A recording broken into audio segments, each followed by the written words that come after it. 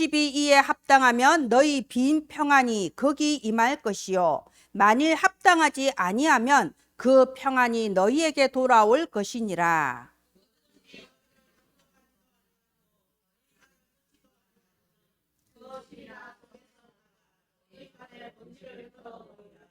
내가 함께 보겠습니다. 내가 진실로 너희에게 이르노니 심판날에 소돔과 고모라 땅이 그 성보다 견디기 쉬우리라.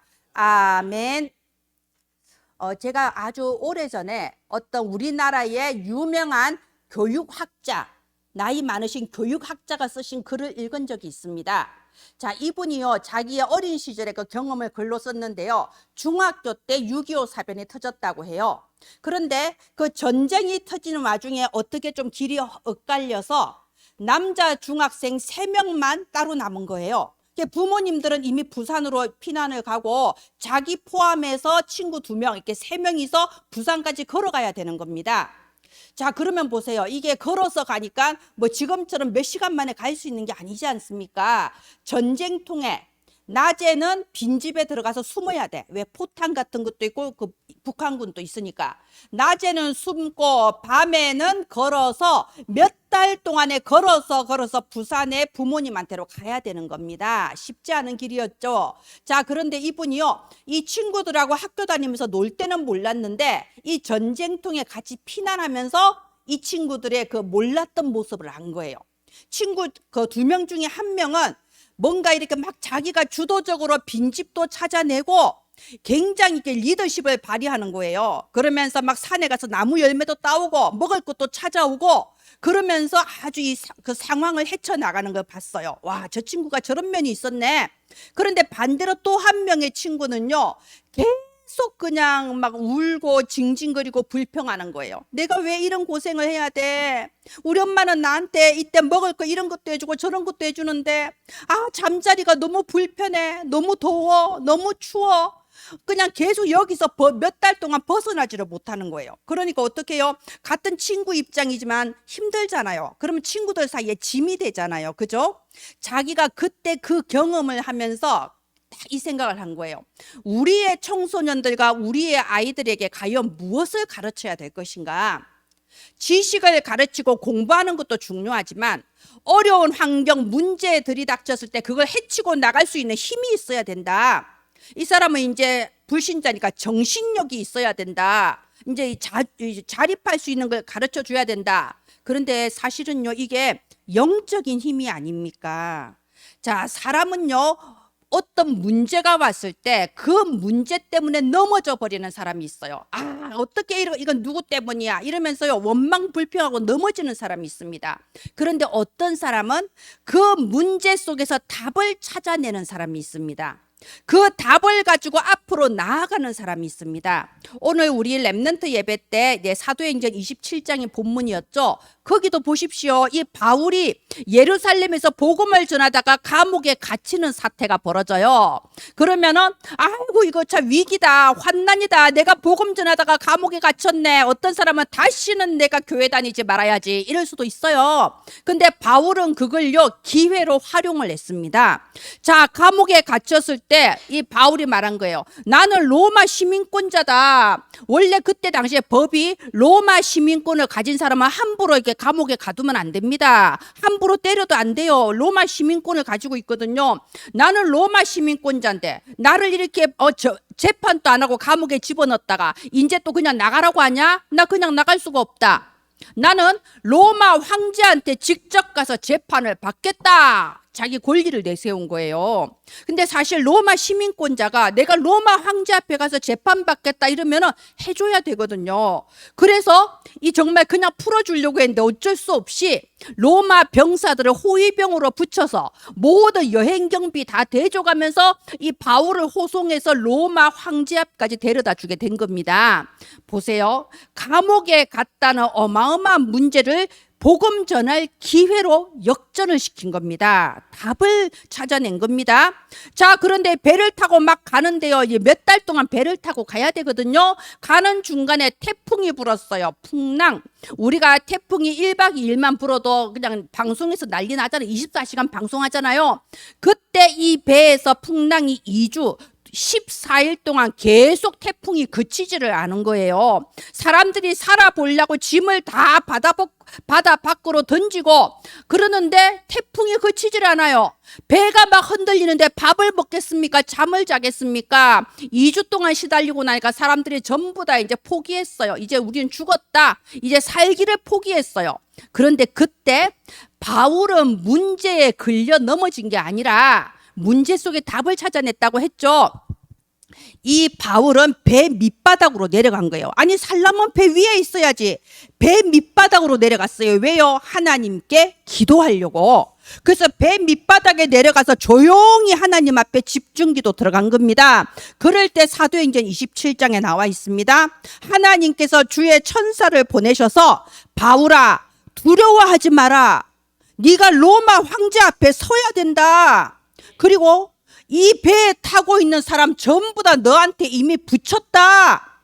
그러니까 바울이요, 그 말씀에 딱 확신을 가진 거예요. 하나님만 말씀을 주시고 말씀대로 이루시는 하나님 아닙니까? 내가 여기서 태풍 때문에 죽으면 로마 황제 못 만나죠. 근데 네가 황제 앞에 서야 된다 약속하셨잖아요. 그러니까 딱 올라가서 그 배에 지금 막 다 죽으려고 이제 준비하고 있는 사람들한테 여러분 두려워하지 마시오. 하나님의 말씀을 주셨어. 이러면서 딱 복음 전해서 거기 있는 사람들이 다 예수 믿게 된 겁니다. 그리고 이제 배가 가다가 조그만 섬에 난파가 됐거든요. 이 섬에는 이제 원주민들이 있을 거 아니에요. 또 거기 가서 또 예수 그리스도 복음 전해서 섬에 있는 사람들이 다 예수님 믿게 된 겁니다. 자, 이게 무슨 일이냐? 지금 그렇게 되면 로마에도 소문이 다 퍼지거든요. 로마 황제 기회도 들어가요. 야, 저 이스라엘 예루살렘에서 바울이라는 죄수가 오는데 이 사람이 보통 사람이 아니다. 아니, 오다가 태풍이 불었는데 이렇게 완전히 상황이 달라졌단다.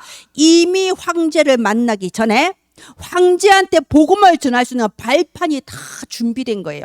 여러분 보세요. 감옥 간 게 환난입니까? 위기입니까? 아니었어요. 기회가 된 겁니다. 태풍을 만나서 14일 동안이나 죽을 둥 살둥하는 게 문제입니까? 아니요. 로마에 가서 복음 전하며 사역할 수 있는 발판이 되지 않았습니까? 그죠? 자, 이것처럼 모든 문제는요, 잠깐 내 앞에 그 문제가 닥쳤을 때는 어째 이럴 수가 있냐. 이 마귀가 이렇게 역사하네. 막 심나네요. 그러나 우리는 영적인 눈을 딱 열고 봐야 됩니다. 영적인 눈을 열면 모든 문제는요, 더 크신 하나님의 계획이 움직이고 있는 겁니다. 그래서 항상 두 가지가 같이 움직인다 사실을 아셔야 돼요. 잠깐 내 눈앞의 일만 보면 사탄이 역사하는 것 같아요. 그러나 더 크고 길게 보면 뭐라고요? 하나님의 큰 계획이 지금 움직이고 있는 겁니다. 여러분, 이거 보는 눈만 열리면요, 모든 것이 작품이 됩니다.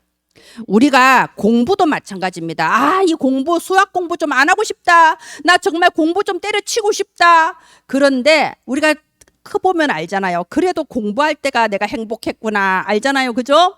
자, 그것처럼 당장은 힘들어도 그 속에 하나님의 더 큰 계획이 있어요. 그 답을 찾고 움직이는 사람은 이걸 작품으로 만들 수가 있는 겁니다. 우리가 사람 관계도 마찬가지입니다. 저 인간 왜 저럴까? 막 이러고 있으면요, 절대 그 만남은 작품이 될 수가 없어요. 하나님은 저 사람과 나와의 만남을 통해 어떤 작품을 만들려고 하시냐, 이걸 생각하고 있으면요, 생각만 해도 돼요. 질문만 해도 돼요. 그러면 하나님이 그 만남을 역사하셔서 축복의 만남이 되게 하십니다. 모든 게 다 그래. 모든 일이 다 그래요. 사업도 그렇고 다 그렇습니다. 항상 문제 앞에 걸려서 넘어져 버리는 사람이 있는가 하면 그 문제 속에 하나님의 계획을 보고 답을 찾아서 앞으로 나아가는 사람이 있습니다. 그러면 그 인생은 작품이 되는 겁니다. 자, 우리가 지난주 말씀 예수님이 찾는 사람들이었습니다. 말씀의 흐름을 봅시다. 그런데 이번 주 말씀은 예수님이 부르시고 파송하심이에요. 말씀의 흐름이 어떻게 흘러가는가 잘 봐야 됩니다. 우리가 그 앞에 2주 동안은요, 완전 치유 메시지 나왔습니다. 그죠? 지금 내가 당하는 문제는 오래된 영적 문제인 것을 알고, 내가 그리스도 입술로 고백하는 걸로 끝나는 것이 아니고 내 속에 오래된 각인 뿌리 체질이 뭔지를 알고 이걸 바꿔야 됩니다. 내가 항상 그 모습 그대로 똑같이 살면서 뭔가가 달라지길 바라면 안 됩니다. 그래서 나의 삶에 새로운 흐름을 시작하자고 했잖아요. 저는 지금 또 잠자기 전에 러시아어 회화 영상 봅니다. 그리고 지금 또 여러분한테 한 그대로 저도 실천하고 있습니다. 영적 상태가 얼마나 좋아졌는지 몰라요. 조그만 거 하나라도 흐름이 달라져야 됩니다. 항상 똑같이 살면서 뭔가가 결과가 달라지길 바랄 수는 없는 거죠. 자, 이렇게 치유의 메시지가 2주 나오고 하나님이 우리를 정말 귀하게 보셔서 지난주부터 이 사명자 메시지가 나온 거예요. 뭐 나왔나요? 교인을 넘어서 제자가 되라. 제자를 넘어서 증인이 될 시간표다. 그죠? 그래서 이번에 본격적으로 이번 주에는 예수님의 부르심과 파송하심이 나온 거예요. 여러분, 예수님께서 부르신 제자들은 어떤 특징을 가지고 있었으며 예수님이 이들을 현장에 파송하시면서 대체 어떤 축복을 주면서 현장에 보내셨는가? 이걸 오늘 살펴보면서 정말 저와 여러분이 교인을 넘어 제자로, 제자를 넘어 증인으로서는 그 축복이 시작되기를 예수님 이름으로 축원드립니다. 네, 다음 화면 해주세요. 우리가 오늘 10장을 쭉 읽었는데요. 여기 10장 2절부터 3절, 4절까지 보면 이 제자들의 이름이 쫙 나오죠. 자, 이때 마지막 나온 가룟 유다는 예수님을 은 30냥에 팔았어요. 배신했잖아. 그죠? 자, 그런데 그 외에 다른 제자들, 가룟 유다는 조금 이따가 보고요. 그 외에 다른 제자들을 한번 보겠습니다. 자, 이 제자들을 보면요, 이 제자들의 직업을 우리가 한번 살펴봐야 돼요.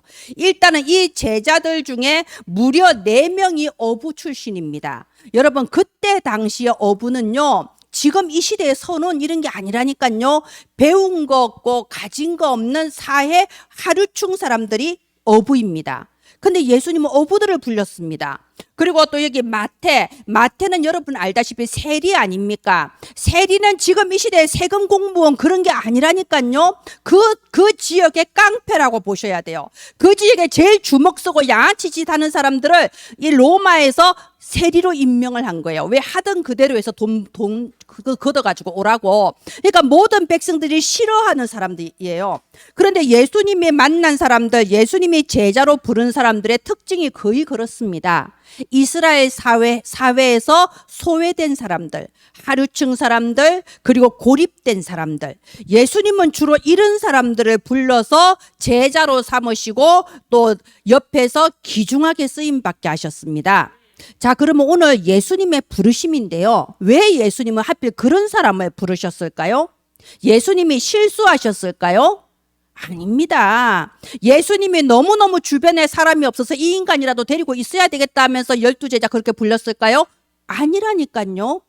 자, 로마서 11장 29절에는요. 하나님의 부르심에는 후회하심이 없다라고 되어 있습니다. 하나님은 절대로 실수하지 않고요. 가장 정확한 사람들을 부르신 겁니다. 자, 오늘 제자들의 특징 한번 보겠습니다. 부름받은 사람들의 특징. 이 제자들은요, 그 삶의 부분에 있어서 사실 문제가 많은 사람이었어요. 너무 경제적으로도, 너무 사회적으로도 굉장히 좀 이렇게 문제가 많은 사람들이었습니다. 그런데 그건 세상이 보는 눈이고요. 이 제자들의 특징은 그 문제 속에서도 답을 찾을 수 있는 사람들을 예수님이 부르신 겁니다. 문제에 걸려 넘어지는 자가 아니라 문제 속에 하나님의 계획이 뭔가 답을 찾을 수 있는 사람을 부르신 거예요. 그리고 그 답을 가지고 앞으로 나아갈 수 있는 사람을 예수님은 부르신 겁니다. 그래서 실제로 이 역사적인 사실을 보면요, 나중에 이 제자들이 가룟 유다 빼고 11명 제자들은 한 사람도 빠짐없이 각 지역 각 나라로 흩어져서 복음 전했습니다. 마지막 죽는 순간까지 예수님을 배신하지 않았습니다. 그곳에서 교회 세우고 제자 세우다가 마지막에 순교함으로 세상을 떠났습니다. 하나님은 정확하게 부르신 거예요. 후회하심이 없습니다. 자, 그런데 마지막에 가룟 유다 나오죠. 여러분, 가룟 유다는 예수님을 팔았어요. 은 30냥에 팔았습니다. 일단 우리가 먼저 알아야 될 거, 이걸 예수님이 모르고 부르신 게 아니라는 거예요. 왜냐? 스가랴서 11장 12절에 보면요, 이 부분에 대해서 이미 예언이 돼 있습니다. 구약 성경에 예수님의 제자가 예수님을 은 30냥에 팔 거라고 예언이 되어 있다니까요. 그러니까 미리 정해진 거예요. 왜 가룟 유다는 이런 안 좋은 역할을 맡았을까요? 잠언 16장 14절에 보면요, 하나님께서는 모든 것을 그 쓰임에 합당하게 창조하시는데 악인도 그 쓰임에 합당하게 준비하셨다고 돼 있습니다. 여러분, 우리가 기왕 이 세상 살다가 이제 천국 갈 건데 악한 일에 쓰임 받는 자가 될지 아니면 하나님의 귀중한 일에 쓰임 받는 자가 될지, 여러분 이 구절을 보면서 우리가 스스로 나를 찾아야 됩니다. 자, 일단은 이거는 이제 성경에서 살펴본 바고요. 여러분, 이 가룟 유다는 집중하세요. 자, 이 가룟 유다는요, 그 제자들 사이에서 맡은 역할이 돈꾀를 맡았다고 되어 있습니다. 돈꾀를 맡았다, 쉽게 말해서 재정을 맡은 제자였던 거예요. 자, 그러면 우리가 유추해 볼 수가 있잖아요. 이 예수님의 제자들 중에서는 그래도 유다가 머리가 좀 돌아가는 사람이었던 거야. 좀 엘리트였던 거예요. 그러니까 제일 중요한 재정을 맡고 있었던 거죠. 자, 그런데 이 가룟 유다가 유관과 지하는 열려서 나름대로 엘리트였는데 영안이 열리지 않은 사람이었던 거예요. 그래서 어쨌습니까? 문제 앞에서 넘어져 버린 겁니다. 사실은 예수님 주변에 모인 제자들은 사실 다 다른 목적이 있잖아요. 뭔가 내 삶이 너무 고달프니까 예수님이 뭔가 이 이스라엘을 독립시키면 내가 그 중에서 한 자리 할 수도 있지 않을까, 이런 희망을 가지고 모였단 말입니다. 특히 이제 가룟 유다는 똑똑한 사람이다 보니까 우리나라가 언제까지 로마의 속국이 되겠냐, 저 예수님이 헤롯 막 쫓아버리고 뭔가 이스라엘을 살리지 않겠냐 이러면 쫓아다녔어요. 정치적인 메시아를 기대했던 거죠. 근데 예수님이 어쩝니까? 자꾸 영적인 얘기만 하는 거예요. 알아듣지 못할 얘기만 자꾸 하잖아요. 그러면서 나중에는 이제 돌아가실 때쯤 돼서는 나중에는 내가 십자가에 죽을 것이다. 이게 말이 됩니까? 3년 동안 내 인생 투자해서 독립운동 하려고 쫓아다녔는데 십자가에 죽겠다네? 그리고 더 말도 안 되는 소리 하잖아요. 내가 3일 만에 부활할 것이다. 그러니까 이 똑똑한 가룟 유다가 생각했을 때는 이 사람은 텄다, 이래 된 거예요. 그러니까는 찾아가서 은 30냥에 팔아버린 겁니다.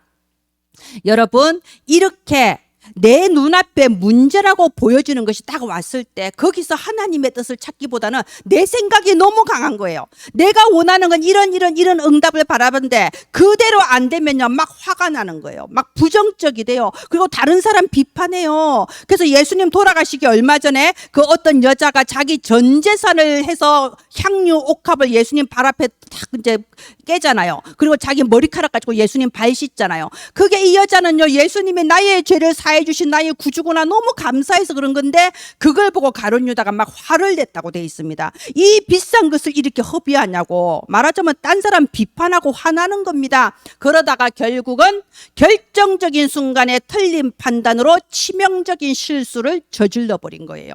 예수님을 파는 이런 큰 범죄를 저질러 버린 겁니다. 이렇게 11 제자와 이 유다는요, 이 부분이 달랐던 거예요. 예, 그 역사적인 사실이 있지 않습니까? 결과도 달라요.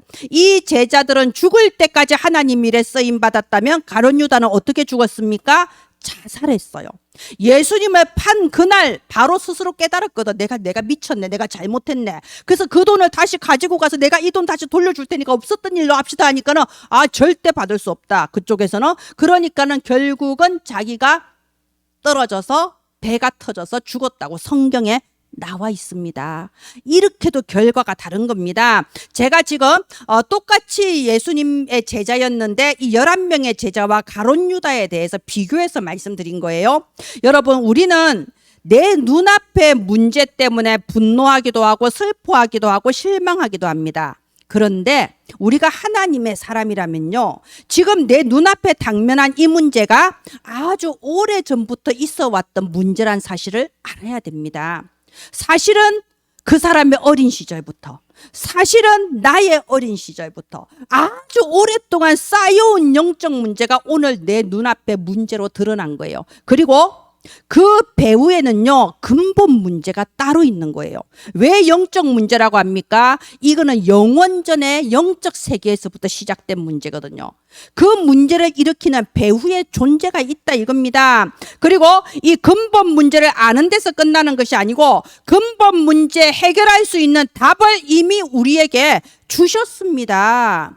자, 여러분 조금 더 한번 깊이 들어가 볼까요? 여러분 이 부분이 굉장히 중요해요. 우리가 예수는 그리스도 하는데 이게 아주 중요합니다. 보세요. 우리 집은 대체 왜 이럴까? 우리 집안은 왜 이럴까? 콩가루 집안이네. 대체 왜 이럴까? 왜 그래요? 하나님을 떠나 있어서 그런 거예요. 근본적으로. 그래서 하나님이 우리를 만나러 와주셨어요. 그 이름을 임마누엘이라 하리라. 우리를 만나러 이 땅에 와서 길을 열어주신 참 선지자 아닙니까? 그죠? 아니 도대체 저 인간은 왜 저럴까? 왜 저 인간은 변하지 않고 똑같은 잘못을 되풀이하고, 아 그럼 나는 또 왜 이러지? 나는 왜 이 꼴이지? 왜요? 죄인이라서 그런 거예요. 처음 이 땅에 태어날 때부터 죄인으로 이 땅에 태어나서 죄를 지을 수밖에 없는 거예요. 반복되는 문제를 일으킵니다. 그래서 예수님께서 십자가에서 우리의 모든 죄를 완전히 대속하시고 죄에 따라오는 재앙도 끝내버리신 참 제사장이신 거예요. 그러면 무엇 때문에 나는 100번 1000번 마음 먹어도 옛날 모습 자꾸 되풀이할까요? 왜 저 사람은 예수 믿는 거 교회 다닌다고 하면서도 자꾸 옛날 모습 돌아올까요? 끊임없이 우리를 다람쥐 쳇바퀴 돌게 만드는 배후의 영적 존재가 있잖아요. 망하게 하는 존재가 있잖아요. 마귀, 사탄. 예수님께서는 마귀의 머리를 깨뜨리신 참 왕이십니다. 그래서 이 근본 문제를 보면요, 답이 날 수밖에 없어요. 정말 나는 그리스도가 아니면 살 수 없구나. 정말 우리 집안에는 그리스도가 아니면 답이 없구나. 정말 이 지역의 문제를 보니까 이 지역에는 그리스도 선포하는 것 말고는 답이 없구나. 아, 이 나라에 237 전 세계에 이 시대에 그리스도가 아니면 안 되는구나. 그래서 오직 그리스도, 이 답이 딱 날 수밖에 없잖아요. 그죠? 예수님은 우리한테 이길 수 있는 답을 주셨습니다. 자, 그런데 제가 지금 말한 이 그리스도가 믿어지면 끝나는 거예요. 믿어지면 가문의 대물림 끝납니다. 믿어지면 반복되는 재앙 끝납니다. 믿어진다, 이 말은요 일시적인 믿음을 말하는 거 아니에요. 물론 그때 당시에 예수님 딱 영접하는 그것도 믿음입니다. 이것은 우리의 영혼을 구원합니다. 근데 진짜 믿음이라는 건 무슨 의미냐면요, 내 삶의 모든 부분에, 모든 일 속에 그리스도를 적용하는 게 믿음이에요. 우리가 그리스도를 모든 일에 적용하면요 어떤 일이 벌어지냐? 기다릴 수 있게 됩니다. 사도행전 1장 4절에 말씀하셨잖아요. 예루살렘을 떠나지 말고 아버지의 약속하신 것을 기다리라. 그때 당시 예루살렘에 있으면 생명이 위험해요. 좀 변두리로 피해야지. 그런데 기다리라. 그래서 제자들은 기다렸던 겁니다. 언제 응답을 꾸라 약속 안 하셨어요. 열흘 뒤에 오겠다, 1년 뒤에 오겠다, 10년 뒤에 오겠다, 그런 말 안 했다니까요. 그냥 기다려라. 어떤 사람이 기다릴 수 있습니까? 예수 그리스도 영접하는 사람이 기다릴 수 있는 거 아니에요. 그 믿음이 내게 각인 뿌리 체질되고 답이 나서 그것이 나의 모든 삶에 적용되는 사람이 기다릴 수 있는 겁니다.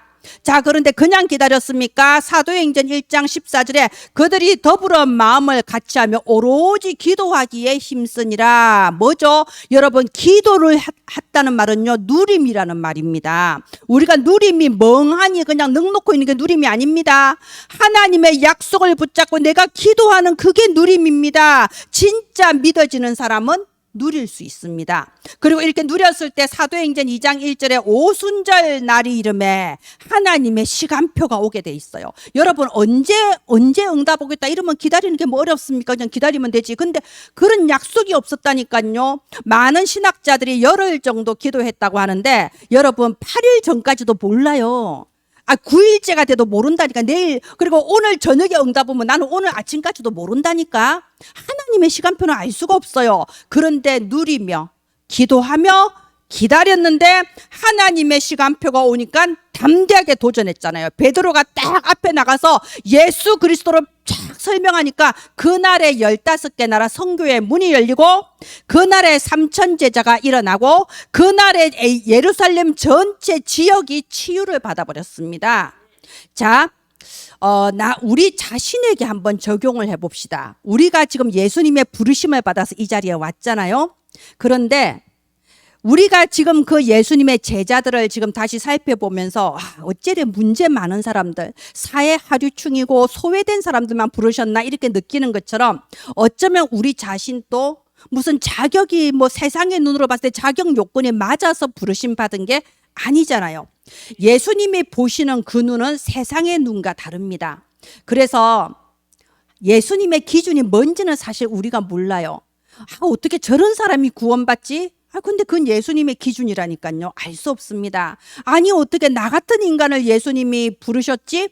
몰라요. 우리가 하나님의 기준을 어떻게 알겠습니까? 근데 확실한 건 하나 있습니다. 마가복음 3장 13절에 원하시는 자들을 부르셨다고 되어 있습니다. 저와 여러분은 예수님이 원하시고 예수님이 택하신 사람이다 이겁니다. 확실한 건 이미 부르셨어요. 예수님이 부르셨다. 이거를요, 천명, 소명, 사명이라고 합니다. 천명, 하나님이 부르신 거예요. 이건 사람이 어떻게 막을 수도 없고 피할 수도 없어요. 소명, 바로 나를 부르신 거예요. 나를 불렀다라는 소명의식을 가지셔야 됩니다. 왜 부르셨냐? 시킬 일이 있거든요. 사명. 그래서 천명의식, 소명의식, 사명의식을 오늘 회복하기를 원하시는 겁니다.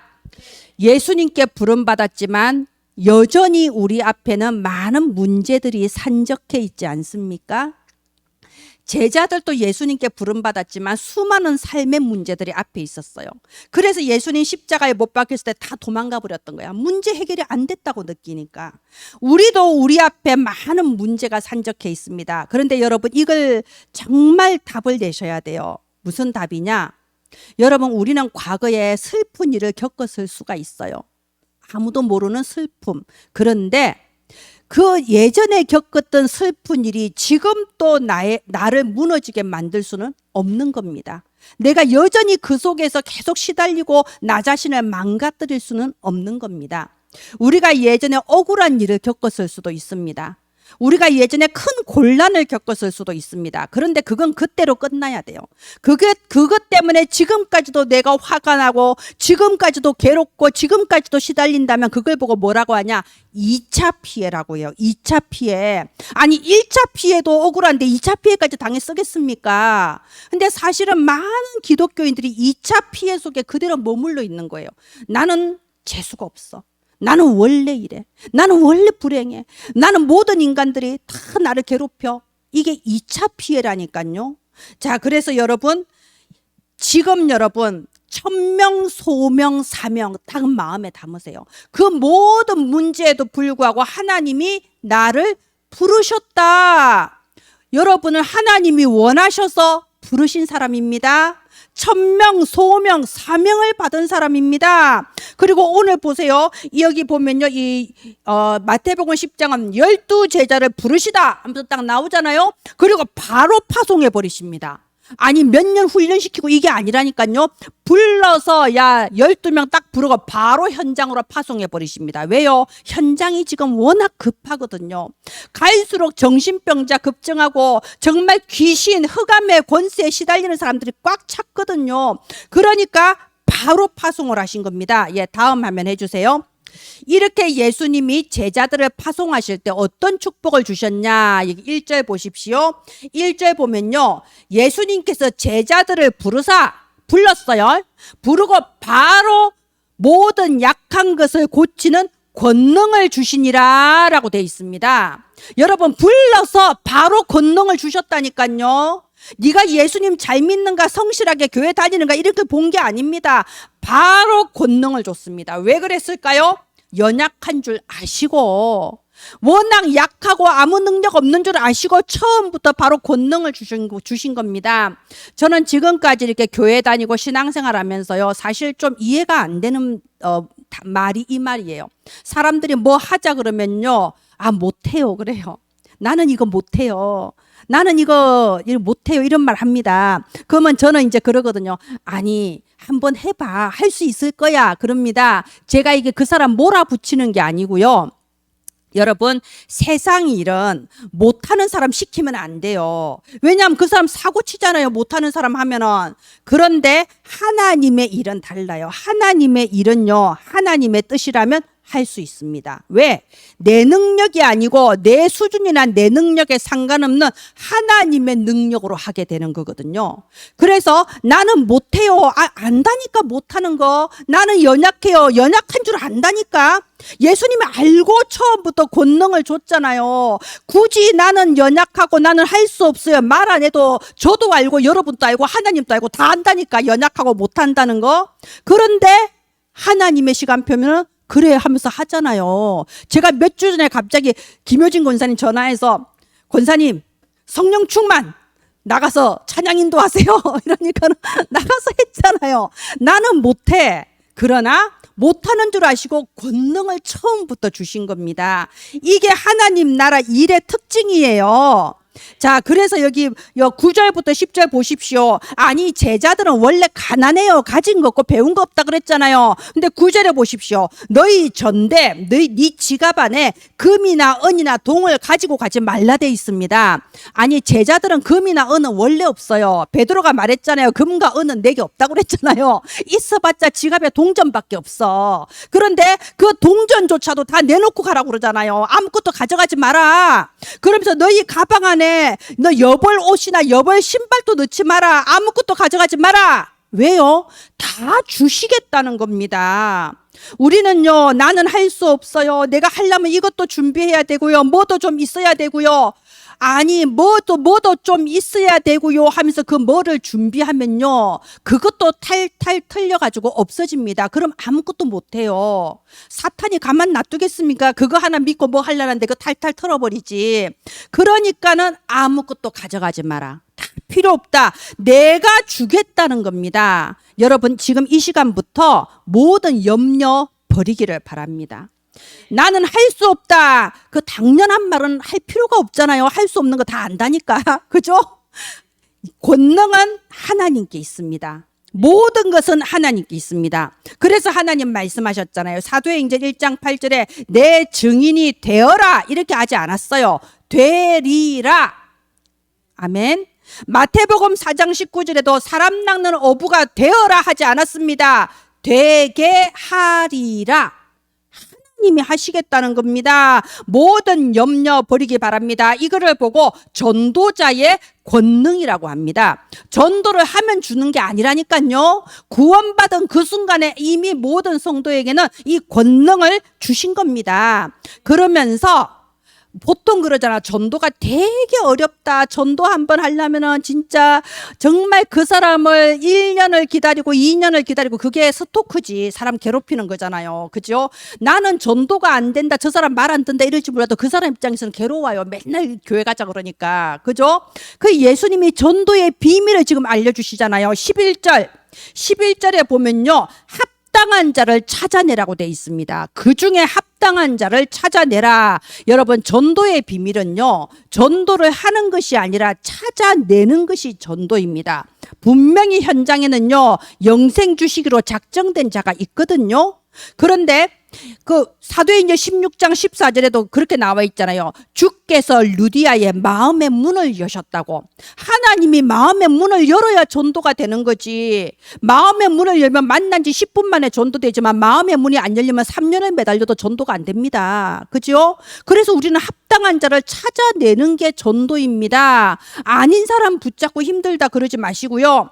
그 마태복음 13장에 4가지 밭 나오잖아요. 가시밭, 길가밭, 돌밭, 옥토밭. 그런데 이 가시밭, 길가밭, 돌밭 하면 벌써 4분의 3이 아닌 거예요. 하나님이 준비하신 옥토밭은 4분의 1밖에 없어. 그래서 저는요, 이렇게 렘넌트들한테 전에 그렇게 계속 가르쳤어요. 전도 대상자 10명을 적으라고. 왜냐하면 전도 대상자 1명 적잖아요. 그럼 그 1명을 놓고 맨날 기도해서 용기를 내서 오늘이 날이다 얘 친구야 이러면서 전도를 했는데 그 친구가 안 와. 또는 와도 하루 오고 안 와. 그러면 그때부터 용기를 잃어버리고 전도는 어려운 거야 이러고 전도를 다시는 안 해버리는 겁니다. 여러분 가시밭, 길가밭, 돌밭, 옥토밭 요것만 봐도 4분의 1인데 1명 겨우 기도해서 1명 해놓고 안 된다 그런 건 말이 안 돼요. 그래서 10명을 정해라. 그 10명이면 8명째 9명째까지 아닐 수도 있어요. 근데 마지막 만난 그 1명이 제자일 수가 있거든요. 그래서 여러분 전도는 찾아낸다는 겁니다. 그리고 이 사람을 찾아내면요 정확한 말을 해야 됩니다. 쓸데없이 이 말 저 말 할 필요가 없어요. 지금 이 사람은 문제 속에 있거든요. 지금 이 사람은 보이지 않는 흑암의 이 눌림 속에 있거든요. 멀쩡해 보여도 힘들어요. 이번에 어떤 목사님 그러더라고요. 아니 전도하러 상가 전도가 사실 어려워요. 근데 전도하러 어떤 상가에 들어가니까 어떤 여자가 이제 앉아 있더래요. 그래서 이제 그 여자한테 안녕하세요 교회에서 왔어요. 그러니까 그 여자가 아주 냉정하게 가라고 그러더래요. 저희 관심 없다고. 그래서 네 알겠습니다. 뭐 부담 갖지 마세요. 나왔어요. 그리고 뭐 또 전도 캠프하는 그 요일이 됐으니까 또 간 거야. 갈 데가 없잖아. 그러니까 내나 그 동네 도니까 또 가서 안녕하세요. 지난주에 왔었어요. 이런 참 잊어버렸다. 처음 만났을 때 그 여자가 냉정하게 가라 그래서 그럼 제가 기도만 한번 하고 갈게요. 그리고 이제 소리 내서 그분을 위해서 기도를 해주고 나왔대요. 왜냐하면 여기 보면 기도를 해주라고 돼 있거든. 여기 보세요. 12절에 그 집에 들어가면 평안하기를 빌라. 그 사람을 위해 기도해주고 나온 거예요. 그 다음 주에 또 갔다고 했죠. 그러니까 그 여자가요 싹 변해 있는 거예요. 한 주 만에 갔는데 왜 변했냐. 이 여자가 하는 말이 그래요. 사실은 그때 내가 굉장히 힘들었다는 거예요. 그러면서 약을 4가지를 먹고 있다. 내가 이 육신의 무슨 근육이 아픈 병 하나 하고 뭐 공황장애하고 정신적으로 막 이것저것 해서 약을 4가지를 먹고 내가 그때 굉장히 힘들었는데 아닌 척 냉정하게 있었지만 사실은 굉장히 힘들었다. 근데 내가 가라고 했는데 당신이 기도를 해줬는데 아니 기도할 때 내가 여기 다리가 근육이 여기 아팠는데 거기서 뭔가가 나갔다는 거야. 다리에서 나갔대요. 아니 그래가지고는 괜찮아졌다는 거예요. 그래서 그 기도가 뭐가 있기는 있었구나. 기다렸다는 거예요. 그래서 거기서 다시 이제 복음 전하고 영접했거든요. 보세요. 우리가요 정확하게 말을 해야 돼요. 예수 그리스도를 전해야 됩니다. 여러분 소금을 주고 사탕을 주고 음료수를 줄 게 아니고 그 사람이 당한 영적 문제의 답이 될 수 있는 예수 그리스도의 그 이름을 증거해야 된다니까요. 그래서 여기 7절에 보십시오. 7절에 보면요. 천국이 가까이 왔다 하고 증거해라고 돼 있습니다. 여러분 우리는 보통 천국이라고 하면 죽은 뒤에 천국 간다고 생각하잖아요. 전도할 때도 그러잖아요. 아이고 죽어서 천국 가야 될 거 아니야. 나랑 같이 교회 가 그러잖아요. 근데 예수님은 처음부터 그렇게 안 가르쳤습니다. 여기 보면 천국이 가까이 왔다고 말해라. 이게 무슨 말입니까? 여러분 천국을 누가 가나요? 구원받은 사람이 가는 겁니다. 그래서 천국이 가까이 왔다고 말해라. 이 말은요 구원을 받기에 예수 그리스도를 전해라는 겁니다. 예수 믿고 구원받으면 그 순간에 천국입니다. 예수 믿고 구원받으면 그 순간에 나에게 천국이 임합니다. 제가 말해볼까요? 자 이제 다른 목사님이 이제 말했어요. 정말 이렇게 새 가족들이 전도받아서 오는 사람들이 외국 사람 아니면 지적장애인 뭐 이렇게 자꾸 이상한 사람들만 와서 어쨌든 그래도 이왕 왔으니까 붙잡아야 될 거 아닙니까? 그래서 밥도 사주고 그리고 이제 뭐 전화도 해주고 생일이면 생일 잔치도 해주고 뭐 그리고 심지어 돈도 빌려줬다네. 뭐 꼭 필요한 거 살 게 돼서 카드 주니까 100만 원 끌고 가서 지금도 안 갚고 있대요.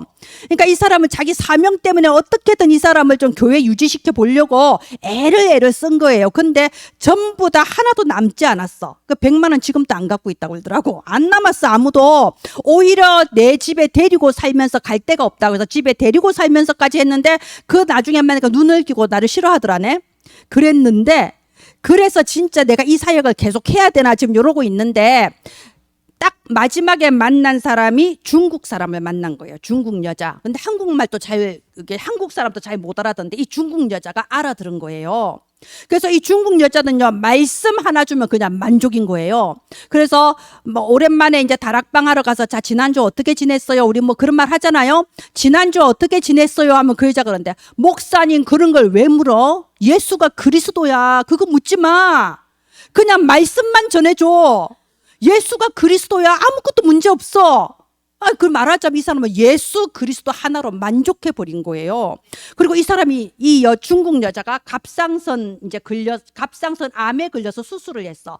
제가 엊그저께 만났는데 여기 빨갛게 수술 자국 아직도 덜 아물었어요. 이 사람이 예수님 믿고 행복하다 그러면서 갑상선 암이 걸린 거예요. 그러면 시험들만 하잖아요. 근데 뜻도 없어요. 갑상선 암은 갑상선 암이고 내가 무슨 암이 걸려도 괜찮다. 예수는 그리스도니까 나는 그리스도 만난 게 너무 행복하다. 다른 거는 필요가 없다. 말하자면 이 사람은 이미 자기 마음에 천국이 임해버린 겁니다. 그 어떤 것도 상관이 없는 거예요. 이 사람이 자기 가족들 다 전도하고 자기 동생도 전도하고 다 전도했어요. 말하자면 내 문제 상관없이 이미 그리스도 안에서 나는 하나님 자녀. 난 너무 행복해. 우리 가정에 천국이 임하고 모든 곳에 천국이 임했다. 이 말입니다. 여러분 바로 이것이 천국이 가까이 왔다라는 말이에요.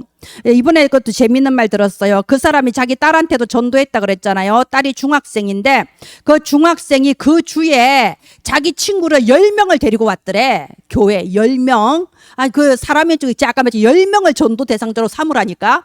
10명을 데리고 왔는데 친구 데리고 와서 10명 데리고 왔는데 바로 그 다음 주에 자기는 약속이 있어서 그 다음 주 교회를 안 온 거예요. 서울에 미리 정한 약속이 있어서. 그래서 얘는 그 다음 주 안 왔는데 얘가 데리고 왔던 친구 10명 중에서 3명이 지들끼리 또 온 거예요. 그 다음 주도.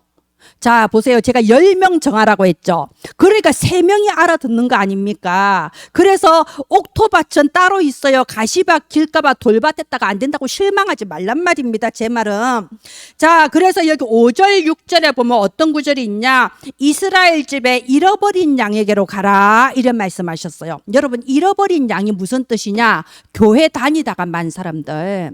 교회를 다녀놓고도 천국의 축복이 뭔지 하나도 맛도 못 보고 교회를 다니면서도 그리스도가 뭔지도 모르고 이런 사람을 잃어버린 양이라고 하는 겁니다. 지금 많은 기독교인들이 이 천국의 축복을 하나도 누리지를 못하고 있어요. 왜요? 제가 지지난주에 메시지 나왔죠. 새술은 새 부대에 부어야 된다고.